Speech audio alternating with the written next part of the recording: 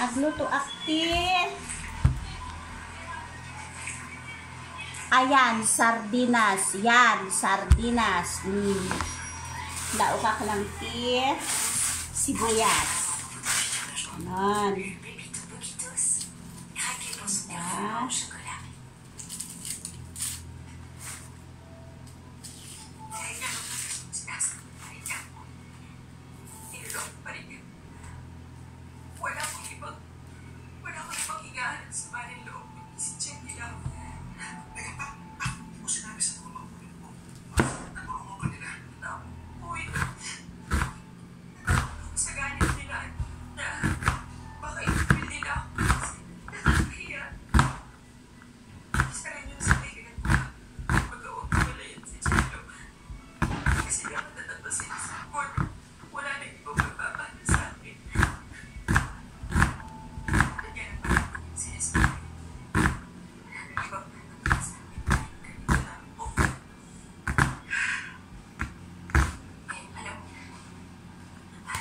Ganon. Ayan, sibuyas. Sibuyas, tapos kastoy, ang stawn. Diba? Sarap. Mamaya. Ganon. Yan.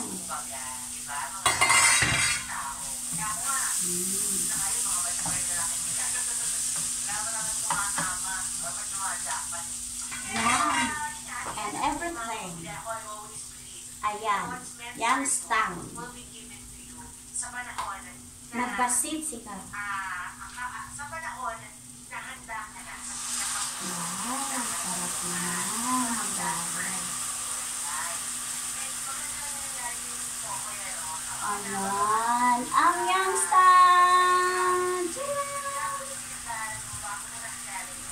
Ito'y nagbigat ang sigati kastoy. Kasi kamakalan. Charot.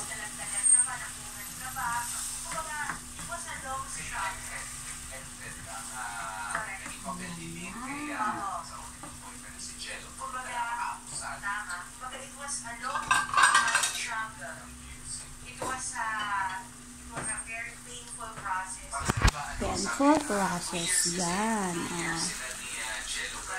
Bango. Shami. Yan. 2 years na pinagdaanan ni Lynn, hindi kasi siya napakalaking impact. Diba? Para sa atin, 2 years, saglit lang yan. Lalo na kapag wala ka namang problema. Pero okay kapag na yan. araw meron kang... okay na yan. Oh, diba? Mangan tayo, agsida tayo. Ayan, sardinas. Oh. Baita tisidak, baita. Sarap. Wow, sarap. O, diba? Sa dami ng mga sumusulat sa inyo, umaasa akong mabasa ninyo ang kwentong ito. Dito ay kastoy ko sardinas. Kaya po sa isang simpleng pamilya. Sarap. At syempre, bilang only child, ay alagang-alaga ako ng mama at ni papa. Ang sardinas. Pero palagi silang nandyan para sa akin at sa mga pangailangan ko. At kahit sa wakas, nag-ulam ako. Hindi naman sila ganun makatawon. Kumbaga, sakto lang naman po kay Desmin. Sa katunayan nga, ay pinalaki nila akong marunong maging nasasabi ko sa kanila ang lahat. Sila tayo si sardinas. At hindi nila ako hinuhusgahan kaagad. Hinahayaan nila akong gumawa ng sarili kong desisyon. Pero syempre, may paggabay pa rin nila bilang mga magulang. Hindi kami naging sakit ng ulo sa isa't isa. Napaluto ako na po eh. Napo dahi ko sardinas. Ay na-develop ko yung pagiging independent ko. Kung tatanungin ninyo, pinayagan nila akong mag-boyfriend. Nga nag-rice? Hindi. Tagtalan, dahi ko sardinas. Kailangan nag-rice. Ikot ang buong mundo ko ay nagtiwala sa akin ng mga magulang ko at ginabayan na lamang nila ako. High school ako noong una akong nagka-boyfriend po kay Desmin. At tawagin na lamang natin siyang si Kevin. Nagtagal naman kami ni Kevin. Mula high school hanggang sa magkatrabaho kami parehas.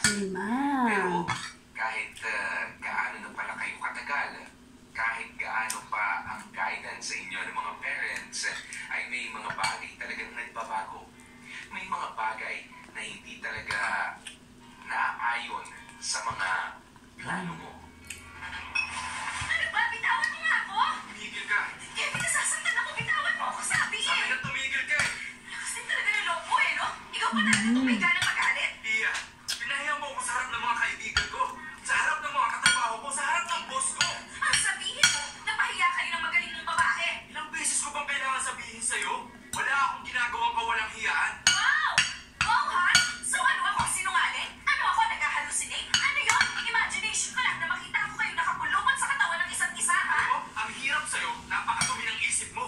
Lahat na lang yata ng babae malapit sa akin, iisipin mong nilalandi ko eh. Bakit? Hindi ba? Ha? Hindi ba? Alam mo, itigil na natin to.